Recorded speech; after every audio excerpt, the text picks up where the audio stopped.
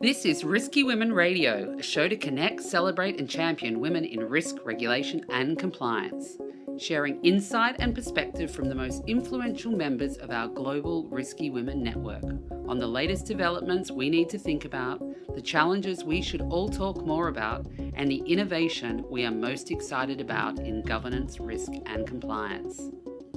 Bringing together the hundreds of senior women professionals already connected with a new emerging group of leading women and men. I'm Kimberley Cole, your Chief Risky Woman. Welcome to Risky Women Radio. Today we've got an extra bonus edition.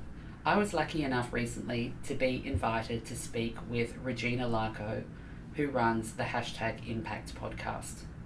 In her season 3, she was looking for female change makers based in Hong Kong, all who with different backgrounds and different missions.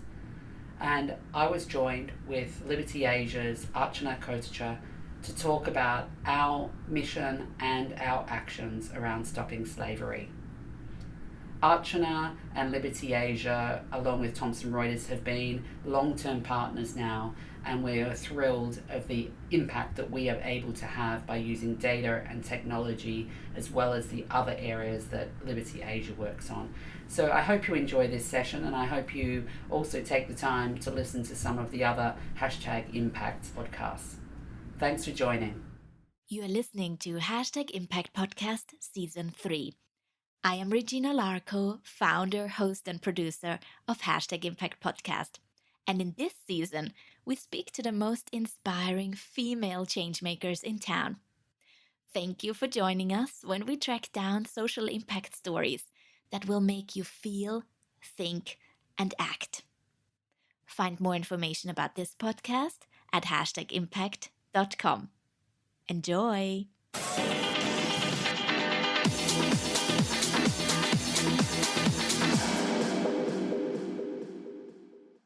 Slavery is a $150 billion business generated from the exploitation of around 46 million slaves. And the number keeps going up. An estimated 1,000 new slaves enter the workforce every hour. Only 66,000 people out of these 46 million victims were rescued in 2017. And this actually makes the work of Liberty Asia, an organization preventing human trafficking, even more important. Today, I sit down with Archana Kotecha, head of the legal department of Liberty Asia, and Kimberley Cole, who is partnering up with Liberty Asia for many impactful event series, among others, help me Kimberley so I get it right, the Anti-Slavery Summit that has been happening now for 3 years. And welcome to these wonderful, inspiring women who will talk our listeners through the impact of your work today. Welcome. Thank you very much. Thank you for having me. Of course, when I did my research, the first thing I found was your TEDx talk. Can we talk about that?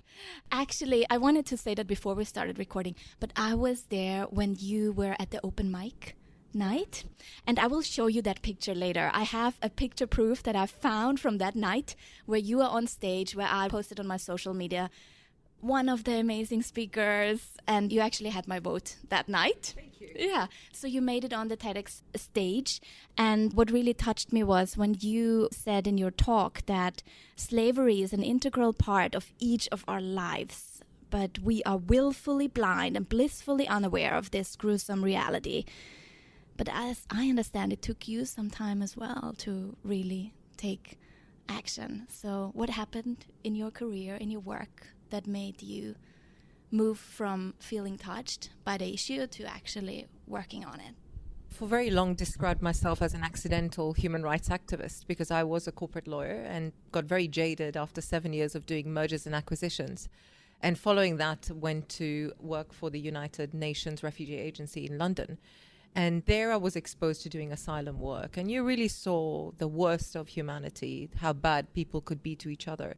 But at the same time, the beauty of the human spirit, how people were resilient, they fought through, they waited for years to be united with members of the family who had been lost in conflict, in movement of people, etc.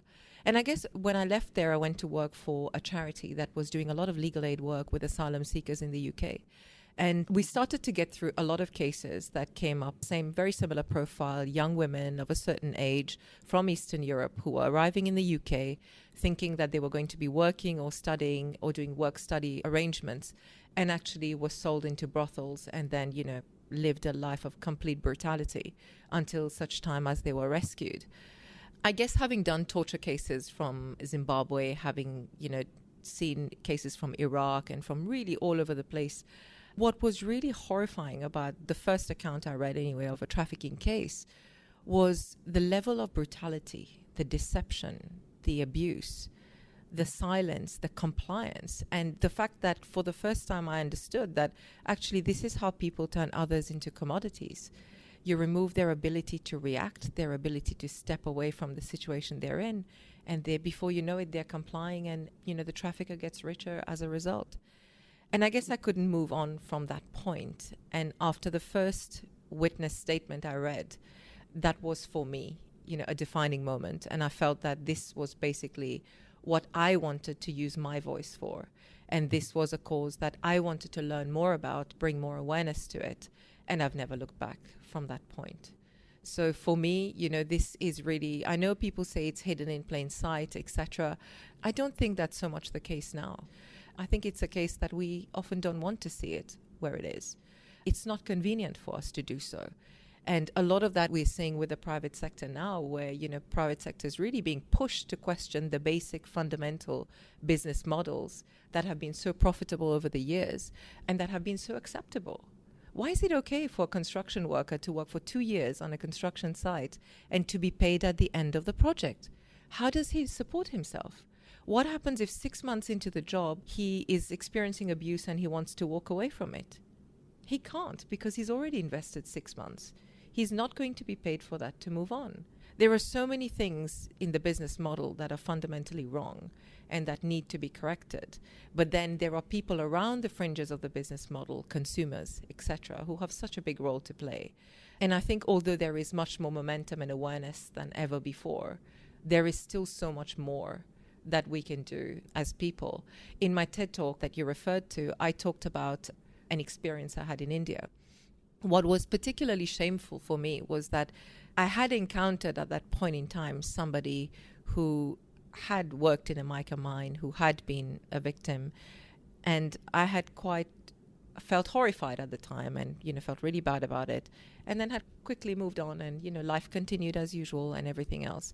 And it wasn't until much later that I really felt, my goodness, how could I have been so insensitive? And I try to address that through the work that I do all the time. But I'm very conscious myself that as a consumer, there are so many products that I use, you just can't get around it. It's everywhere. So it really is a question of enlisting support and, really just finding synergies amongst different groups of stakeholders to really try to drive out, the best that we can, this exploitative business model. Kimberley, how was your journey to join Liberty Asia's mission? But not just with Liberty Asia. I know there are many other organizations that you support as well, like Mekong Club. You are an active part in that conversation as well. What made you move into that field? So I think it's a really good point is, what is that tipping point that you decide that you're really going to take action?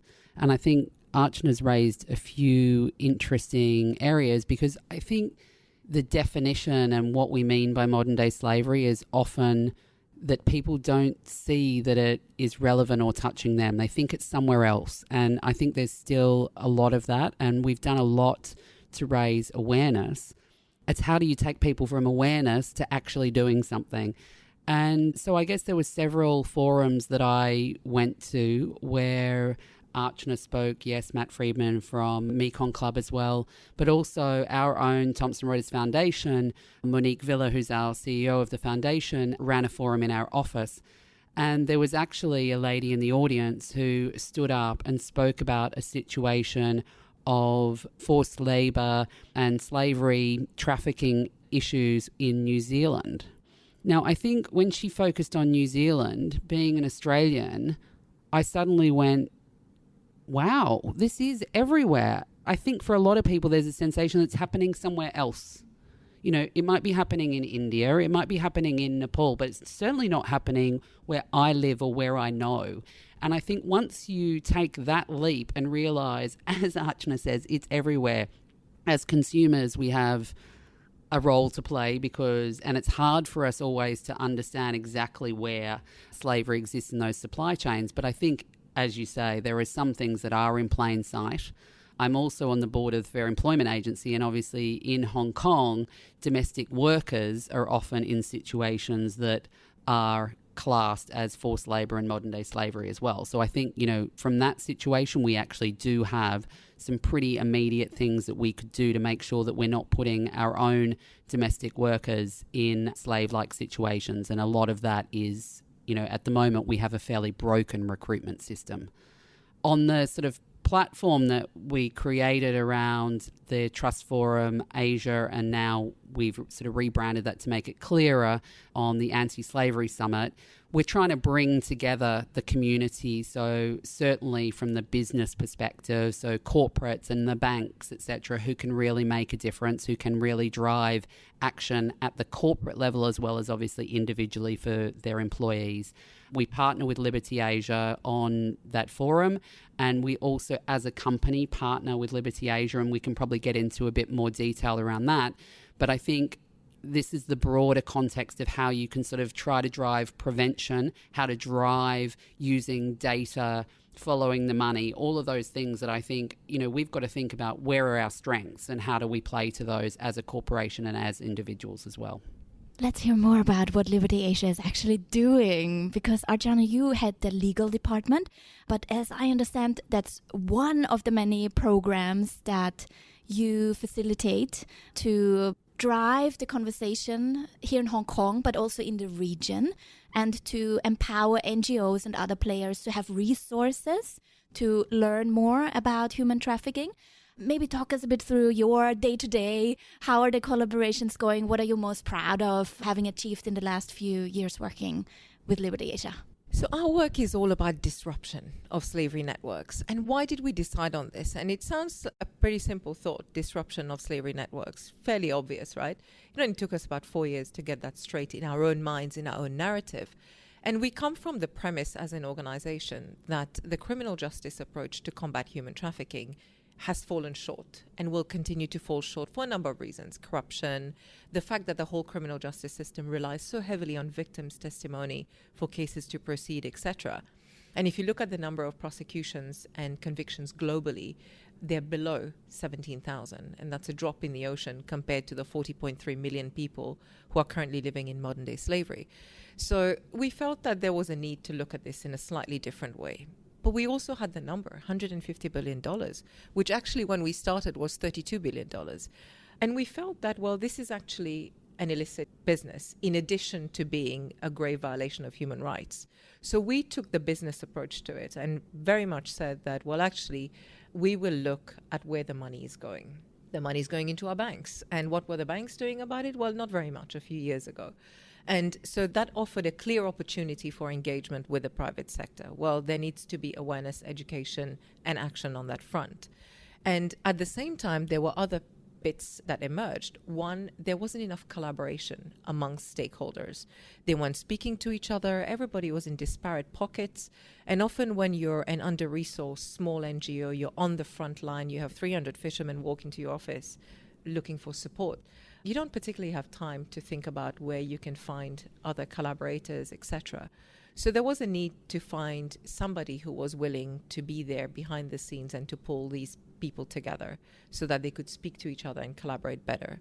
And so we created a platform called Freedom Collaborative, which is a free platform. It has over 2,000 users now within just about a year and a half. And it brings various stakeholders together. We have online webinars, discussions. It's a network where people can contact each other. And now we are seeing referrals from one country to another. For example, recently there was an organization in Israel that was able to make contact with an organization in Philippines using Freedom Collaborative. And they were then able to set up a safe migration program for Filipino domestic workers going to Israel. So that's what this is about. really facilitating, and actually the principles of collaboration and partnership really are fundamental to the work that we do. And the other missing piece was data. We had decision makers who were sitting in ivory towers in Hong Kong making decisions about accounts where most of the activity was happening in a different country, miles away, fishing, palm oil plantations, etc. And there was a need to inform decision makers or put information within their hands so that they could better see it. And one of the first ever programs that we came up with, which, really was pioneering in its time when it first came about, is the partnership we have with Thomson Reuters, and in particular where we have a media monitoring program, which is a partnership with over 30 NGOs in the region. We collect media from them relating to individuals, organizations, and assets related to slavery. So these are people who've been accused of or who've been convicted of crimes linked to modern-day slavery and human trafficking. And we gather the data, we screen it, and we submit it to WorldCheck, which is the database, third-party database owned by Thomson Reuters. That database is used by about 7,000 or even more financial institutions and close to 2,500 non-financial institutions. What a smart way to get information about all these perpetrators into a database that is used by so many banks at one time. It's an immediate red flag as it comes up, in an adverse name search, which is often the first step that a bank or a financial institution will engage in when opening a bank account or doing their sort of ongoing monitoring, etc. So for us, it was not just finding where the niches were for our work and where we could really lend support, but also who were going to be those strategic partners who would really help us to get our work that much further. And Thomson Reuters, has done that on so many fronts with us and on so many levels. And we know from people that there have been hits on those names and those accounts, etc. My work, what my day is like, my day is so unpredictable because I work with governments, I work with NGOs, I sometimes work with victims. A few days ago, we were dealing with a case of 2 Cambodian domestic workers who were stranded in Saudi Arabia and who were desperate to come home. So that took, contacting the Freedom Collaborative Network, finding partners who were in the nearest country, which was Kuwait, and trying to help people to get, all the ducks in a row to get these people home. They're now safely home. And, on another day, I could be working on a legal case, in particular looking at aspects of victim identification, looking at various ways in which a case can be pushed forward. A lot of it is about bringing innovative and creative thinking and lawyering to it. And a big part of my work has been supported by a lot of the international law firms based in Hong Kong, based, in the US and everywhere else.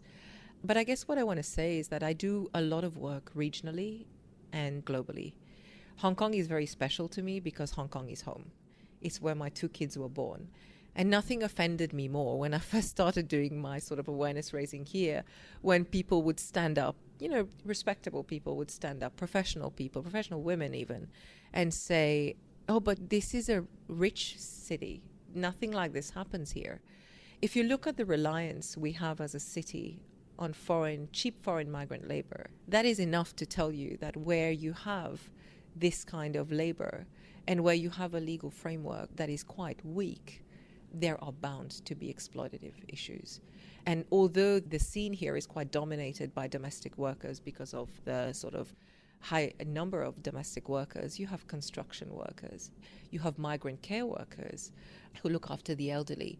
You also have sex workers, a very large population in Hong Kong that are often very transient. And you also have refugees and asylum seekers who are also extremely vulnerable by virtue of the conditions that they live in. So for me, it's a case of, there is so much that we can do as a community in Hong Kong. And for me, as a professional, it's as important as the work that I do in the region as well.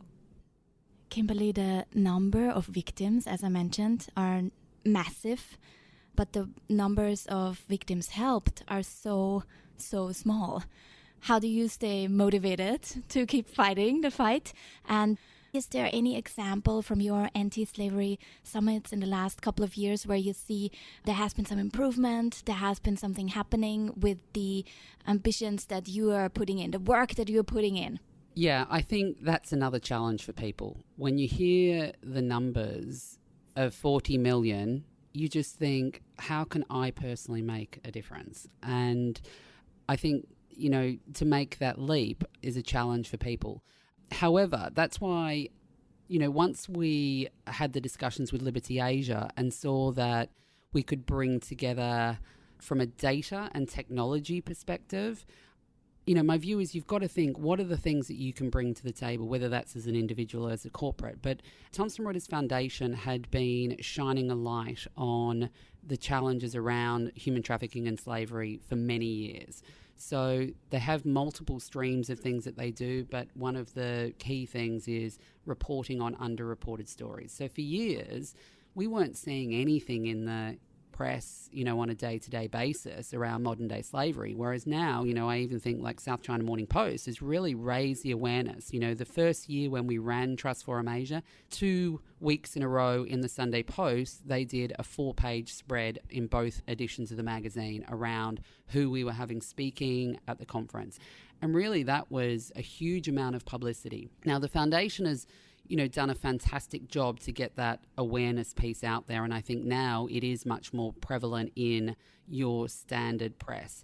The foundation also has another area around trust law, bringing together pro bono legal services with NGOs, looking at particular projects. And a lot of those have been slavery related. And then the third area that I think has been incredibly impactful is bringing together the banks. So once again, our core business really centres around our financial and risk business unit, the one that I'm in. Obviously, a lot of our customers are those biggest banks in the world. We also have a very big legal business. So the legal community that Archana is obviously, very entrenched in also has a huge role to play. But we've brought together through the foundation the European Bankers Alliance and the US Bankers Alliance. So the US Bankers Alliance was first, and slowly now forming together the Asian Bankers Alliance. Obviously, Asia being disparate countries like Europe is a little more challenging, and we've got multiple jurisdictions that we're operating against or, within. So I think it really is, when you think about the numbers, to me, it was how do you use data, how do you use technology to change this? Because waiting till you're trying to get them out of the system, let's try to stop them getting into the system. So that's been the biggest thing. The last event that we had last year, the Anti-Slavery Summit, the last sessions that we ran, which were around technology, we had, everyone was fantastic, but just let me talk about these 2 women who sort of ended the day. So one was Leanne Kemp from Everledger, and one was Emily Kennedy from Marinus Analytics.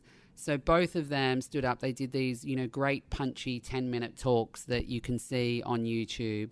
Leanne is using blockchain to trace diamonds, but obviously could be used for any commodity really, and looking at that and how she can use blockchain to help in improving the sustainability, but also the purity, I guess, of the supply chain around some of those types of commodities. And we know that there's been blood diamonds and other issues in that supply chain. Emily is using artificial intelligence and machine learning and facial recognition and doing some amazing stuff of scanning websites for facial recognition on missing person lists. And she's already helped US police agencies, find 6 girls that have been trafficked.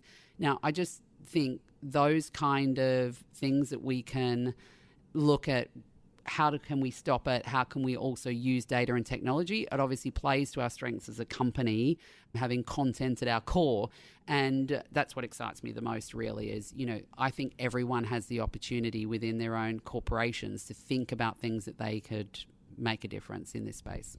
Big impact when we look at what corporations can do, but also at the consumers. And I have to say, I have been looking through a website that you actually recommended, Archana. It is called slaveryfootprint.org. And it really opened my eyes. I recommend everyone to just try it out, because they have a little questionnaire there where you can put in your behaviors of what things you own, in which kind of house you live, and they calculate how many slaves are working for you. First, I couldn't believe my eyes. It says like, how many slaves work for you? I would like my listeners also to think about that, because you might think you're making conscious decisions, but the trick is in the supply chains. You cannot always know what are the good products, what are the bad products. The companies often don't know. That's what you try to achieve, Kimberley, raising awareness, helping banks figuring out where does that money go, where does it come from. And so I did that questionnaire, and supposedly 78 slaves work for me. And I don't know how that relates. Mine was 77. Yours was 77. So I invite everyone to just try that out. And I would like to give our listeners some tips and recommendations as well, what we can do as consumers. Because after seeing these numbers, of course, I was digging deeper in some other websites that you also recommended. What websites, there are tools out there, resources that you as a consumer can use to find out which are the good and bad companies. But then I looked through the sites, and then I found really like sometimes conflicting messages as well. Like on one site, because people measure it in a certain way, are they having an environmental impact? Are they looking at human rights and so on?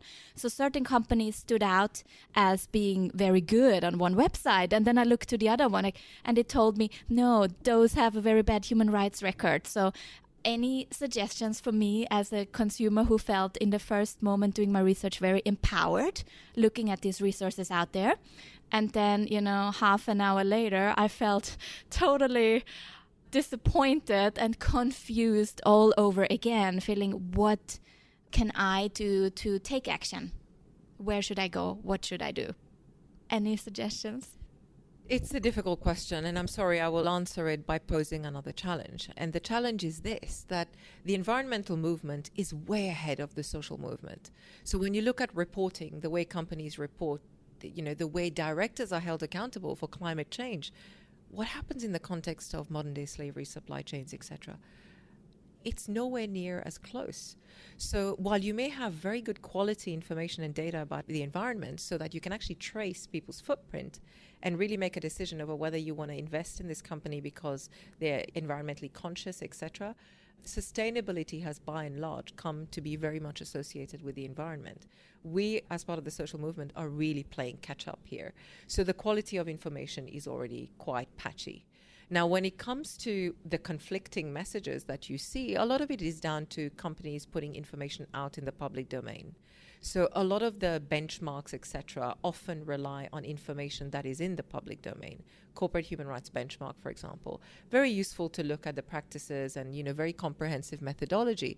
But ultimately, they rely on information that is in the public domain. Most of that is put out by the company itself. So if you have a pretty good PR machinery and you can spin a pretty good line, you can produce very good quality information to put out there. The question is, what happens deep in the supply chains, etc., doesn't always make it out. That's where investigative journalism has had an absolutely critical role to play. Just think about slavery at sea in Thailand and how those AP reports, the Reuters reporting, etc., helped critically. But that's not to answer your question about, what helps consumers.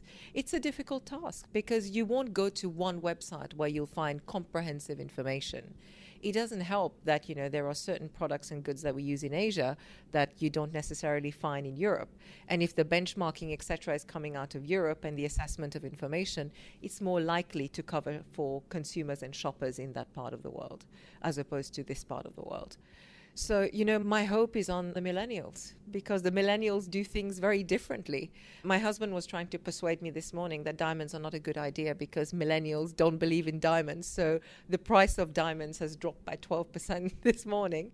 So I think, the consumer will hold. I think there was a report done by, I think it was Walk Free Foundation on consumer habits across places like India and China, world's most populated countries. And the idea was very much that they were prepared to pay more so that somebody wasn't exploited in producing the goods that they were consuming. So I think we need to keep plugging at the data and at the information and to make it easier for consumer to make choices. But failing that, you could still do a good internet exercise and come to a fairly sensible solution over what to do.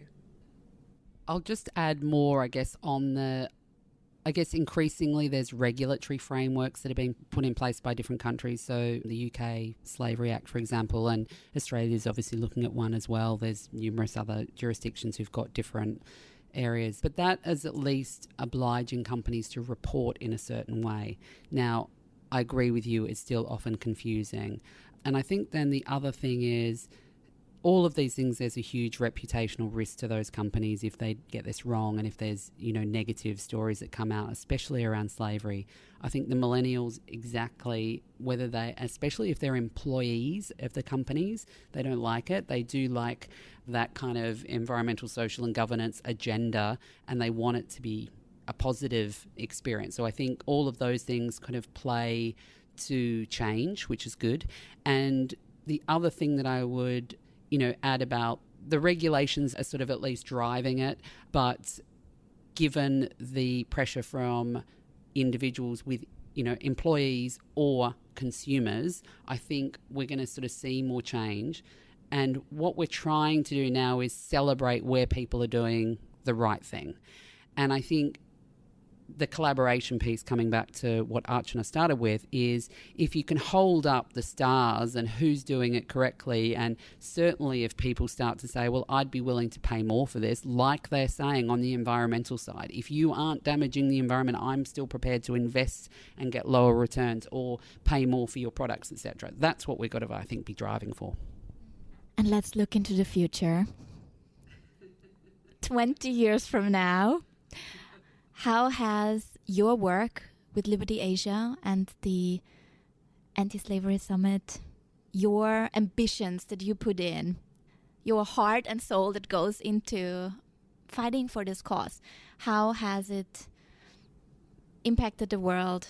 Has it made a change? Are you optimistic? Is there going to be change? Is it all in the millennials? Where do you see this going 20 years from now when your kids are, grown up? How will the world look then, looking at this topic? I think, it's a tough question. And optimism is hard in a job where you watch people in the legal system for years on end and leave with nothing, even though they've been so aggrieved. And you watch the companies that wronged them continue to operate and continue to exist. You watch the same corrupt people get richer and richer. That's frustrating. And when you know that there are so many people in the world who are unable to speak up and who are unable to voice what is happening to them and break out of the situations that they're in, I hope that our work will give the platform to organizations to help people speak up and will create better infrastructure for people to access justice. Am I optimistic? I am more optimistic today than I ever was before, because I think I've seen a sort of a real turnaround in the types of stakeholders we're working with, in how committed people are to doing something about this issue, and to how committed a lot of people are to saying, well, actually, we don't know much about this. We need to learn and to get to a point where we can do something about this. With the banks, the financial institutions, etc., the conversation has moved quite far along. And ultimately, we're all people. And we have, first and foremost, before our respective jobs and the respective platforms we have to do anything, our humanity. I have 2 children. And when I look at the trafficking cases that we've worked on and we've supported over the last few years, I look at the plight of the children in particular, whether they are sex trafficked, trafficked for begging, or trafficked to work in conditions of forced labor. We will never progress as a world, as a community, as a society, if there are still children like this, if there are still women who are being uneducated and held back. There is a lot of talk about, getting a seat at the table, breaking the glass ceiling, etc. We will never get a seat at the table if such a large population of women globally are being held back by lack of opportunity. The forced marriage figures that were put out this year were staggering. I pray for a world, and I really look and aspire to a world where my daughter won't be constantly watching over her shoulder, where she will not be fighting to have, an equal say in things, and where there will be economic opportunities where people have been, wronged and aggrieved, and justice will be served. And I guess, the other thing I hope to see is people understand a bit more that, in different parts of the world, justice means something different. In some places, justice is dispensed in a court of law, which is very confrontational and adversarial. This is not the way people may choose to do it in other parts of the world. So for us to be a lot more accepting of different ways of doing things, because solutions don't lie in the tried and tested ways of the global north. There are many other ways of looking at things. So I am hopeful. I hope that we will continue with our disruption work. We live in an age of disruption, and we want to continue to build our platforms to help people speak up, to promote better data sharing and intelligence sharing, so that people who are in decision-making positions are better empowered to do something about it. And my hope and my final sort of, really it's a big part of my wish list is to see a lot more victim advocacy. We don't hear enough from victims. There aren't enough platforms to elicit their views, to engage them in our work. And I personally want to work on that over the coming years. So I'll be quicker, I think. I guess I'm fairly optimistic because even what I've seen in, my last 4 years of kind of deeper involvement, I take the small wins as, big steps. So 20 years still feels like a long time. So I guess I'm hopeful that there's certainly a lot more, governmental support in terms of regulations and awareness. And then from an individual perspective, I don't think anyone, really wants to see slave labour. So I'm sort of hopeful that, everyone has done what they can and that the situation is radically different. I will not let you go without going through the quick fire round with me as well. Are you ready for this? We're ready. What's one advice you would give your younger self? I wish I'd spoken out against sexual harassment. Take every opportunity that comes to you. What should our listeners do now if they want to support your cause and also join the fight of preventing human trafficking? I think do a bit more research, learn more about the topic. There is a lot of really high quality material out there. And then make your decision. Do you want to give your time? Do you want to donate your skills? Do you want to donate money? Do you want to be a more informed consumer? Choose something you can do. It takes one little step and then everything else can follow. Yeah, I agree with that. I think everyone, as I said at the start, has a role to play. So, I sort of said this, I think, at the Trust Forum, but if you're a journalist, you can write stories. If you're an individual, you can choose to, what you purchase, check your slavery footprint. If you're a corporation, there's always things that you can do. Check your supply chains, make sure that you're compliant. If you're a bank, make sure that you're focused on stopping that flow of money. So, I'm hopeful that everyone can find something that they can do. And last but not least, our biggest question of all, what could everyone do right now after they listen to this recording to make the world a better place? If only there was such a quick fix, then we'd have absolutely no slavery today. I would say get informed, because being informed puts you in a position where you can do, you can take an informed next step. Nothing is quick in this area. Slavery will not end today or tomorrow. So take your time, be informed, and choose what to do next, because the more engaged you are and the longer you stay with it, the more chance we have of seeing change. For me, it's an easy one. I would say listen to #Impact podcasts, because I've listened to lots of them. Yes, because I've listened to so many of them, and I am always amazed at the incredible people that you have had on and the stuff that they're doing. And I know some of them said, what could you do to make a bigger place? And it was smile and give a hug. And I thought, oh, see, that's great too. But they really are doing some incredible things. So my one is listen to #Impact. Oh, thank you so much. I'm like blushing here now. I'm like, oh gosh, that makes me so happy. And of course, I would, encourage all the listeners to do just that and to check out the other episodes. We had a wonderful interview with Matt Friedman in episode 19, also talking about human trafficking. So if you're interested in that topic, you can head over there. And of course, last but not least, I said this was the last question, and it was the last official question, but where can we send the listeners to now as well, looking at Liberty Asia? Is there a social media site? The website is wonderful. Where can people get in touch with you and support if they want to get involved in your work? So they can email us via the website, which is www.libertyasia.org, or we are on Facebook. I'm not on Facebook, but we are on Facebook, and of course on LinkedIn and everywhere else. So, please do come and find us, even if you have questions or if you want to support the organization, if you want to donate, or, if you want to be connected to other organizations, you can go on to Freedom Collaborative, which is www.freedomcollaborative.org, which is a really good place to get to know other organizations. I would recommend, obviously, the Thomson Reuters Foundation website. There is some amazing articles there certainly on this issue, but numerous other areas as well that I think listeners would be very interested in.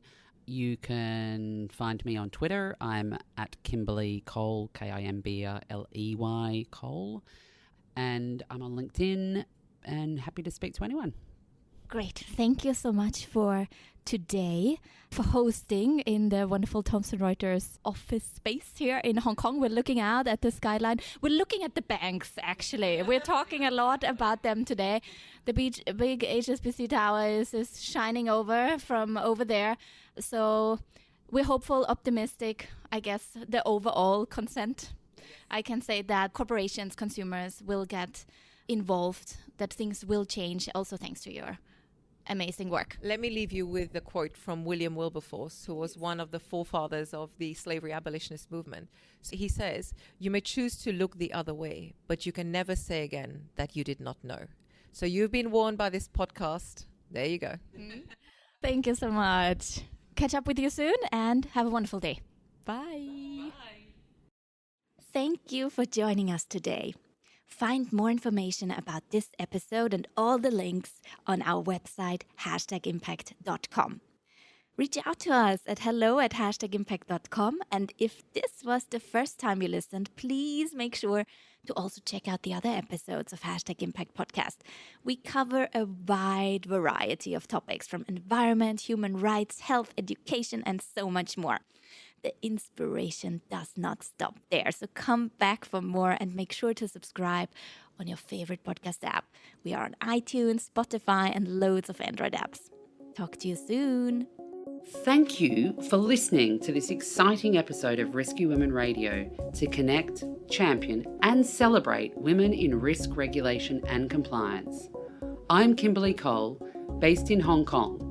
For more information on the Risky Women Global Network, head to our website in the episode notes, and please be a part of the ongoing conversation by subscribing to this podcast, connecting with us at Risky Women on Twitter, or even reaching out to me directly by email.